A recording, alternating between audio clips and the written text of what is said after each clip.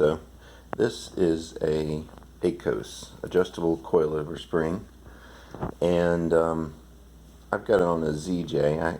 My first lift upgrade on a ZJ was to do the front to back swap and put the front coil springs onto the back. Actually, I got some front coil springs from a junkyard and just moved them, put them in the back, and then I bought this to put on the front because I had a winch. So I thought, well, I'll be able to adjust and get the car level. Well, I've since put long arms on the front and new springs that are giving me 5.5, 6 inches of lift, and I'm thinking I'm going to put these on the back to get, again, back level and give some adjustability. There's some Russian dudes on online on YouTube that show how they put these on, and that kind of inspired me, but I noticed something pretty serious flaw, I think, in the way they did it. So the back of the Jeep has a ridge so that this just doesn't sit flush. So this was designed for the front of the Jeep, and there's kind of a cone-shaped piece where the regular spring seat is that sits pretty tightly against not only this kind of cone-shaped ridge, but also this piece of metal. And those dudes that did it on in their YouTube video, they basically just put a spacer. Edit that, but they put a spacer here and trimmed it up so it would fit flush. But what that means is that really the weight of the spring is really be supported by just this outer ring, and I'll show you how thin the threads are. So when you separate this ring, look, there's only like 4 or 5 threads that would be there holding the entire weight. And this is very thin material. So what I'm going to do is, instead of using the spacer at the top, I'm going to trim off, and I know other people have done this too, I'm not the first. I'm going to trim off enough space on this ring to get it to fit on that the flat part without hitting the ridge. I'm also going to flip it over so that both this surface and the top of this barrel will hit flush against the inside surface of the Jeep, and I think that's going to make it much more sturdy. So one part of this design, the standard ACOS, it's a little dirty, isn't it? Fits together, and again, kind of this guy holds it all together inside of the spring mount that's already on your Jeep. And there's already an existing nut that receives this, and it all just kind of pulls together snug and keeps it all in place. Well, there's nothing like that on the back of the Jeep. There's basically a shock tower with a hole in it, and so the idea is to take some brand new hardware, get it cleaned up, and then weld it. I already painted this guy, so but you need a big, nice, chunky washer, weld a nut on the end of it, and then get you nice, sturdy grade 8 hardware. That's what I used here. It's just painted, but that will go up inside. You have to make a little bit of extra room here for the so I think this is a 3/8 bolt, grade 8, maybe 3.5 or 4 inches. We can confirm that. But anyway, got to warble this out a little bit, so this guy gets welded to the shock tower, and it's going to be kind of, imagine, up inside of there. And then this guy, without all these washers, just goes in there and tightens up and does the exact same thing you would do on the front. But again, the shock tower and the back is just a different size. It doesn't fit snugly inside of this hole. It's much smaller, and so if it were just kind of left flapping in the breeze, there's plenty of slop to make it wiggle around. So you're trying to get this surface up inside of the back of the Jeep to just sit as flush as it can, and get that that hardware to compress it really tightly against the unibody. And that's what we're going to do. See where I trimmed off one edge of the aluminum. This is the aluminum, and just painted it black. Because it's got I don't think you really want to mess with this ridge. It's 3 layers of sheet metal, clearly put there to be structural, so I don't think you want to trim that. So this is sitting nice and flush, and again I flipped it over so it's flat aluminum with this column pushed all the way up to the top and seated against the sheet metal, and obviously I got plenty of room to adjust, all held together nice and snug with that long grade 8 bolt.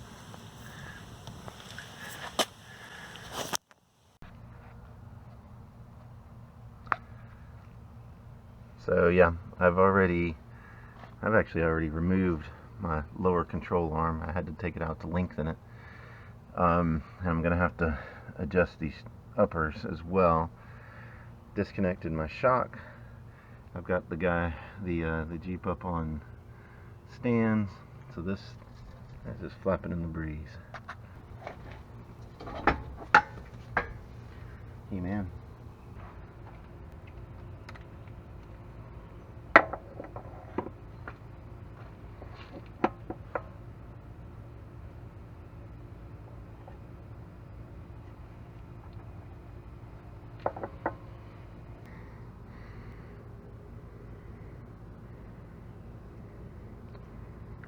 This is definitely not rocket science. I'm just gonna make sure there's enough room.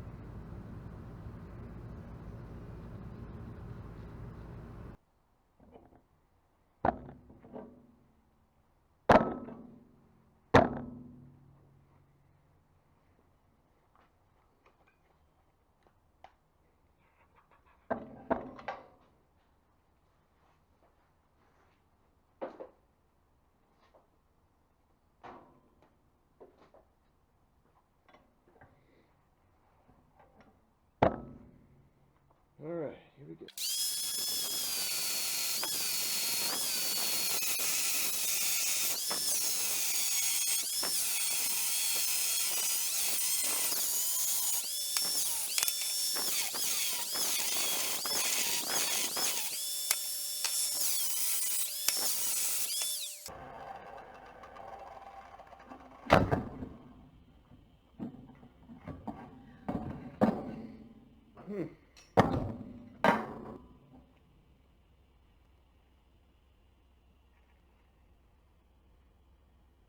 This guy.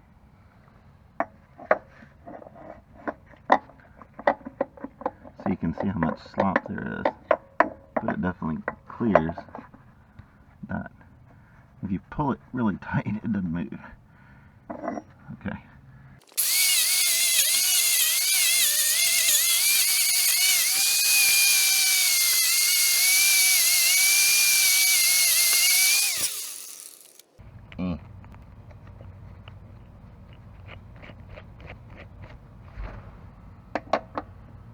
Yeah. All right, let's weld it.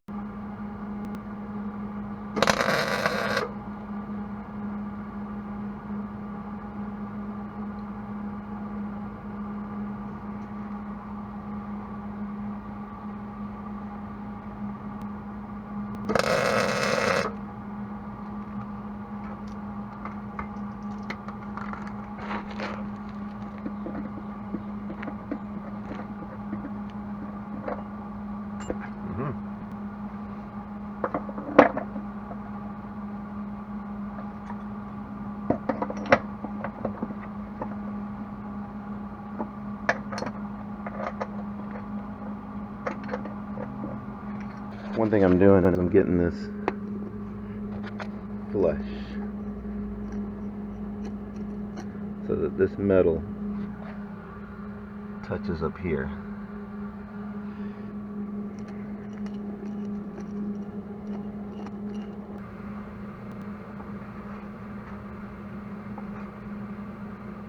There it is. You can kind of feel where both of them are touching at the same time.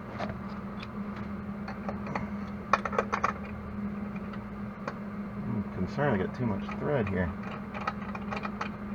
But what I'm missing is that rubber piece that's going to give me a little bit more. Yeah, that seems very doable there. Alright, I'm going to weld it up. I'm going to put this in just to make sure I don't melt the threads.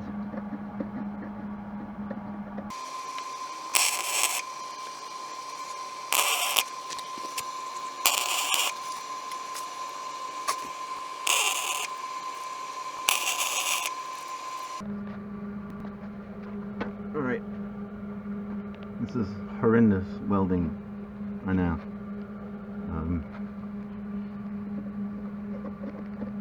And I've nearly lit the car on fire. But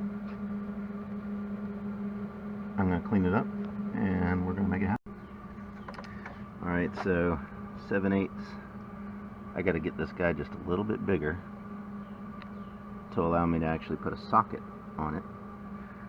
So I'm going to warble it out with this.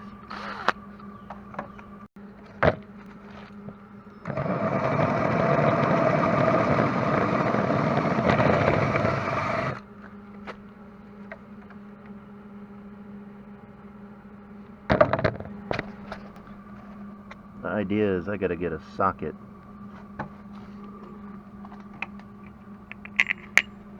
in there, and I don't necessarily want to leave the socket in there, so I needed that extra room. Alright, this guy goes through there and goes through there. You know, my only complaint about these things, they're pretty cool, but having it on my Jeep for a couple years, you can see the rust inside of there. If any water gets inside, there's really no way for it to get out. It just becomes like a cylinder of water. In my opinion, the bottom or the sides should have some kind of weeping holes to let water out. Anyway, these are JKS. That's a nice brand, you know. It's just a design feature slash flaw. Alright, let's get this on there. I'm holding this top piece. Again, I've got it, that's upside down compared to the way you would do it on the front. I'm pushing it as hard as I can up, and then I'm actually rotating the whole cylinder until I feel it catch against the body, and then that way I know the cylinder and the aluminum are both flush. This is all bolted in now. That's very, very sturdy. Oh, look at that, I just turned it, didn't I?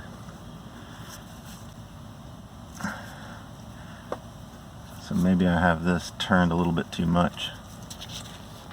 Fiddling, I had to make sure that this top guy was really seated.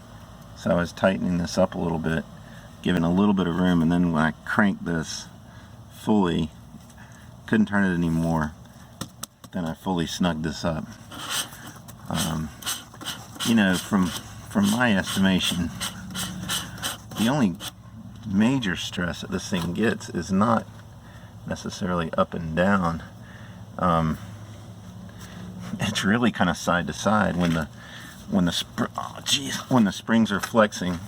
This is getting torqued left to right as you're drooping out and stuff, and I think that's really where things are going to get really stressed. But this feels really firm, and I definitely have adjustability, which is fantastic. And so in total, the amount of space, see, I gave up this rubber piece that was up here. This guy was up in there, and he's now gone. But I'm not going to have spring on metal because I'm going to get this guy back up here. I should have put that on before I tightened it, but I can get it over that. But anyway, so I'll have metal on the spring on rubber, or whatever that is. This is nice and snug. I think this is a winning combination. So there we go. ACOS on the rear. Front ZJ springs in the back. And I got the ACOS on top of them. I probably need to raise it up a little bit. Still sitting a little tiny bit lower looking than the front. But that's not a problem now because I can adjust it. We're going to check on the adjustability, y'all. I think I'm sitting a little low in the back, so I'm going to see if I can do this. Just giving me a little relief on these springs. And then I'm going to... Oh yeah, I got all the room in the world here. So let's see if we can get this done.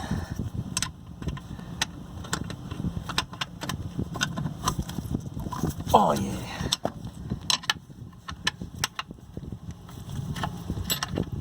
Alright, that is loose. Oh no. I gotta give it more relief. What's holding me back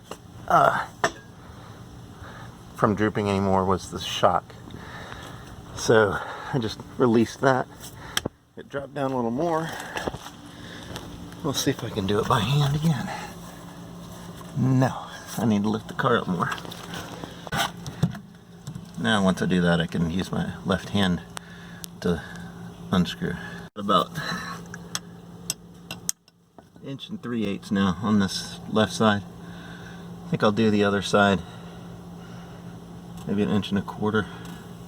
Drop it back down. I think that'll do it. Yeah, I think that's the money. It was a little low in the back. Now it's perfectly level. I don't have the winch on yet either, so that's perfect. You twist one thing, you get one effect. Anyway, it took me 30 minutes and a lot of sweat to get it lifted another inch with the adjustable coilover. It's actually, once you relieve the pressure, it's not that bad. But as you might know, when you lift your panhard,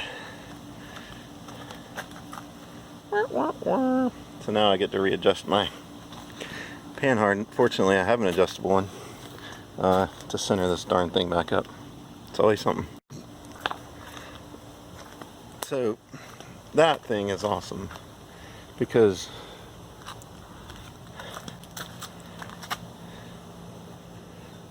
within literally just minutes, this is truly adjustable. I can't remember if this was rough stuff or Rusty's. That's the rear, I guess, panhard. I don't know if it's called panhard in the back, but it's got opposite threads. All you have to do is loosen those two guys that are just clamping on, and literally I can just turn it with my hand. Bam! Truly adjusted. Why don't they make long arms like that? Or short arms?